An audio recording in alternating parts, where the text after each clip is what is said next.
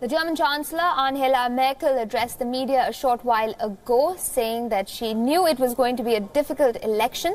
Speaking on demonstrations where she was booed, she said it was important to listen to everyone, even to those who shout.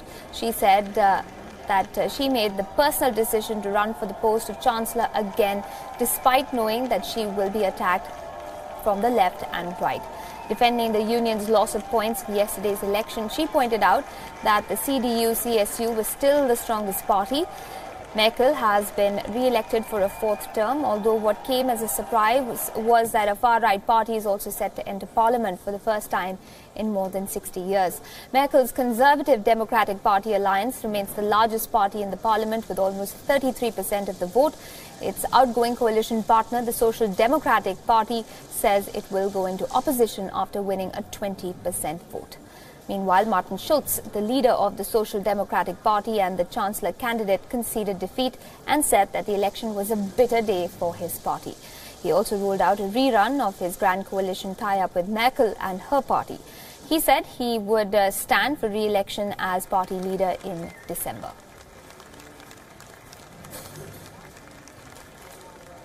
Liebe Genossinnen und Genossen, liebe Freundinnen und Freunde der Sozialdemokratie, vielen Dank für den Mut, vielen Dank für die Kraft, die ihr jetzt gerade hier zum Ausdruck gebracht habt. Heute ist ein schwerer und ein bitterer Tag für die deutsche Sozialdemokratie. Ich will nicht drum herum reden. Wir haben unser Wahlziel verfehlt. Nach der Niederlage, die wir in unserem Kernland in Nordrhein-Westfalen erlitten hatten, haben wir nun auch die Bundestagswahl verloren.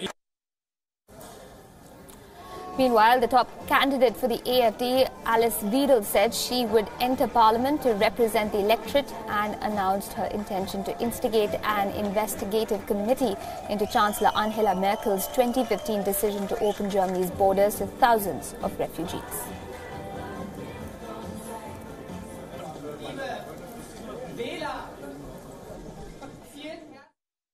Die AfD wurde gewählt wegen der Inhalte.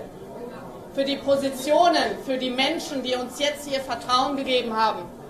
Und das Erste, was wir tun werden, ist das erste Versprechen einzulösen. Wir werden den Untersuchungsausschuss Angela Merkel initiieren. Da wir ja nun offensichtlich drittstärkste Partei sind, kann sich diese Bundesregierung, die gebildet wird, wie immer sie aussieht, sie kann sich warm anziehen. Wir werden sie jagen. Wir werden Frau Merkel oder wen auch immer jagen und wir werden uns unser Land und unser Volk zurückholen.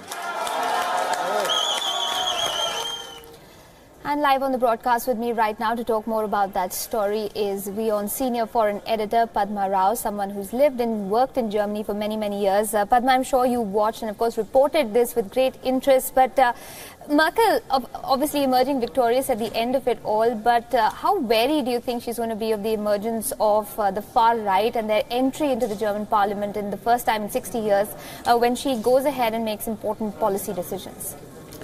Well, I think before that she has the first initial hurdle to cross, which is the formation of a suitable coalition. And she was speaking about that just a little while ago at a press conference. She did say that, you know, there are two things that they're going to focus on. That is her party. Those two things will be important for her to form any coalition. And Aisha, as you know, the only likely coalition is one with the Free Democrats and with the Greens. So she says that the two important things for her will be a domestic budget and also domestic security. She also said, coming back to your question about the AfD, the Alternative für Deutschland, which is the right-wing party, which gained an astounding 13.7% and made the hurdle into parliament yesterday. She is aware, the Chancellor, that many of the votes that her party lost, the points that, you know, they went down by and were taken by the AfD. She says she is also aware of the reasons why those votes were, why the AfD is so popular in the eastern part of Germany. She says that there still persists a loss of kind of a deep fear of liberalization and also from the refugee crisis.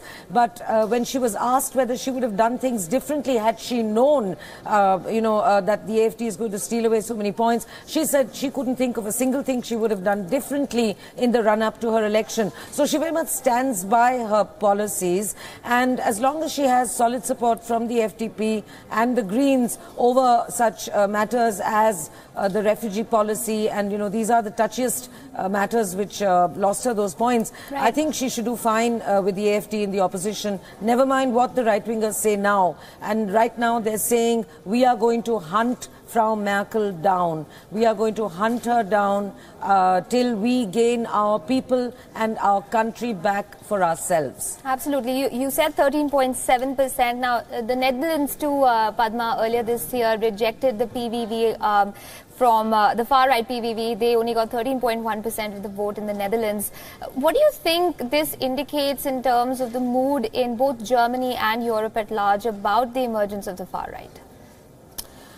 The Netherlands is difficult to compare with Germany for two reasons. That is that the Netherlands has had different kinds of problems because being a colonial country, it has seen immigration into the Netherlands for a very long time from the former colonies, predominantly in Southeast Asia. So the kind of, if you like, fear of foreigners existed in a totally different way. Germany has not exactly seen this kind of influx. This is 1.5 million refugees in the past since 2015 alone.